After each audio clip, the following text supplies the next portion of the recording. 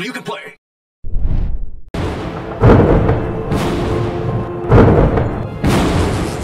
Matthew here from MiniWarGaming.com, and this is the final story time for the Storms of Ixia 40k narrative campaign. It's kind of sad, kind of happy at the same time. It's always bittersweet to come to the end of a campaign because there's been so many memories made and so much story created, but at the same time, you want to move on to something else because we've been doing this one for a while. So it's hard to say if it's more happy than sad. I'm not quite sure.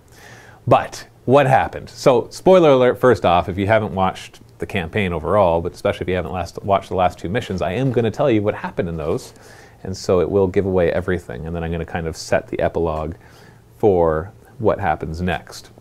But the campaign is officially over if you have not yet watched it. It was posted last Thursday. So what happened in this? Well, in our first mission, Captain Wizen grabbed whatever reinforcements he could from the foundry after a lot of his forces were beaten to a pulp by the Tyranid surprise attack from the ground and all the Carnifexes from the top and the barbed Hierodule firing from across the river and just all the massacring that happened to his troops. He managed to hop into a Valkyrie and get out of there. And then his Valkyrie got downed by a flying Hive Tyrant, but he once again showed his coordination skills in getting what little forces he had together. And as the Tyranids tried to chase him down and he was doing his tactical retreat, he not only got away from the Tyranids, but he did a lot of damage to them, and so really slowed down their advance there by bringing the artillery that he could find and having them bombard the position as he moved away from the Tyranids and they were hitting down. And then the Valkyries and Vendettas were able to come in and reinforce that, and he was able to hop inside one, which then got immobilized, and he got out of that one and got in another one, and they did fly away. Not many of the Imperial Guardsmen survived it, but ratio-wise, there is a lot more Tyranids dead than Imperial Guardsmen from that fight. And then we had our final battle, and that was with Munadius's warp artifact finally having opened a bunch of portals and a bunch of Space Marines popping through and reinforcing them. And they had a battle led by, when Commissar Khrushchev came down, he was not happy to see what was going on because he hates chaos and he hates Xenos. And to see them using the warp and these Space Marines who came from the warp, which they don't look like Chaos Space Marines, but they came from the warp, and so he's very suspicious. But they didn't have much of a choice. He had to side with them and fight the huge Tyranid force that was coming. And then Captain Wizen's forces were able to come in as well and reinforce and join everybody else up. And in that fight, they fought against the Tyranids, and Munadius, single-handedly, in close combat, took down a Tyranid Hierophant, a huge gargantuan creature he just ran up to and sliced through it and took it down in one fell sweep. And after he took down the Hierophant, he and Appius went and engaged a Scythe Hierodule, another gargantuan creature, and he sliced at it. Appius was the one that actually got the kill as the creature leapt onto him and managed to take him down. And unfortunately, Appius was taken as a casualty from the Scythe Hierodule, as there was one of its huge scything talons punctured right into where the cockpit was and had impaled Appius. Appius did kill it, which is a lot more than what he's managed to do in the rest of the campaign, but he was taken finally as a casualty and did die.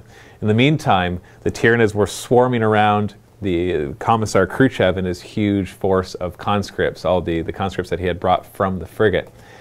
And he was actually assaulted personally by a Tyranid Prime who just waded through the combat, killing conscripts until Commissar Khrushchev and him just engaged in one-on-one mortal combat.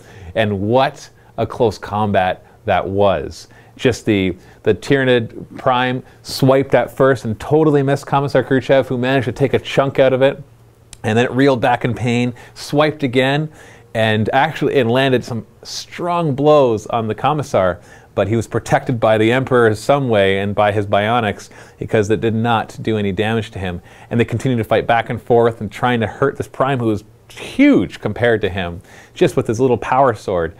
And as he was fighting him, a bunch of Hormagaunts swarmed into the rest of the conscripts, and they were all fighting the warriors and the conscripts, and the Hormagaunts were just chewing their way through.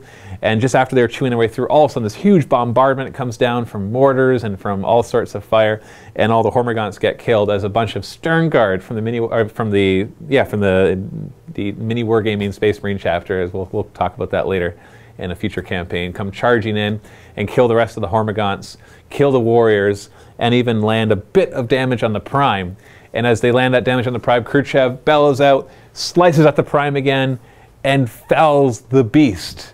Totally not fudged. We just rolled the dice, and that's what happened. So Khrushchev showed his physical and close combat aptitude again by taking down something that he should not have been able to do. And he took a bone sword off of the Prime as a trophy and dragged that so that he could use it later on. Maybe he could figure out how to actually hold something that massive. And the rest of the Tyranids fell to the bombardment and the armored spearhead that was there. And the attack that the Tyranids had launched against them once again failed. So what happens next? Well, because the Tyranids failed, the portal was left long enough, or the artifact was left long enough that it was able to open up at a big enough portal. However, Captain Wyzen had no idea that this was what was going on, and Khrushchev had no desire to go into the warp because he hates chaos and he doesn't want to actually enter the warp. Menadius tries to convince them and saying we have to go there because it's the only way that we can escape off this world. Plus, there's an entire Space Marine chapter who will be able to help us, and we'll be able we can work together to try to get out of the warp. They've been trapped there, but I need to rejoin them. And he was trying to get Wyzen and Khrushchev to join.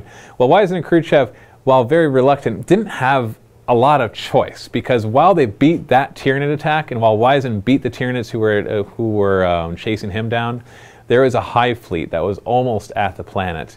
And there was more and more Tyranid organisms on a daily, if not hourly basis, seeding down and just bombarding. And eventually this planet was going to get totally overrun, and no amount of firepower, no amount of tactical genius, no amount of Commissar Khrushchev out front with his power sword was going to stem the tide that the Tyranids were bringing with their humongous swarm. And their frigate was gone. It was lost to the war boss, who managed to sabotage it, and Monkstad and all the other things, all the other damage that happened to it. And they wouldn't be able to escape. Even if they could somehow find it and repair it, they wouldn't be able to escape in time to get away from this hive fleet, who, once they got close enough, would shadow out so much of the warp signature that they wouldn't even be able to go into warp space to escape them. So there just was no other option. And so Captain Wyzen conferred with Commissar Khrushchev, and they both agreed that they just had to do it. And so they took what remaining guards force that they had and followed Menadius and the Space Marines through the portals into the warp. And that is where we leave this campaign. So yes, of course, you will see them in future campaigns. Not necessarily the next campaign, but you will learn more about Wyzen and Khrushchev and Menadius. And as Menadius went through the portal, he dragged the two Imperial Knights with him, Caius's and Appius's, both with Caius and Appius's bodies still inside of him, as he thought that would make a suitable tomb for them. He did not want them to get swallowed up by the Tyranids. It just wasn't the respect that he wanted for two of his close friends who he had fought alongside for so many decades, searching for a place just like Ixia to get back to his chapter. And yes, I know Imperial Knights don't have chapters, but Menadius has been fighting alongside these Space Marines for so long that he considers them he considers to be part of their chapter at this point, because of all that they've gone through together for the past thousands and thousands of years. So the end of the Storms of Ixia. Thank you so much for watching. Thank you so much for all your comments and all your encouragement and also your criticisms, because that also helps us to see what you like and what you don't like so we can improve it. I hope that you've enjoyed this campaign. I know I have. I think out of all of them so far, it's been my favorite, just the amount of story that I've been able to put into it, and I've really enjoyed doing it. So stay tuned for more narrative campaigns. The next one's not going to start next week. We're just going to be some 40K battle reports on Thursdays while we're working on our next one, and we will reveal what the next campaigns are very soon. So thanks for watching, and happy wargaming.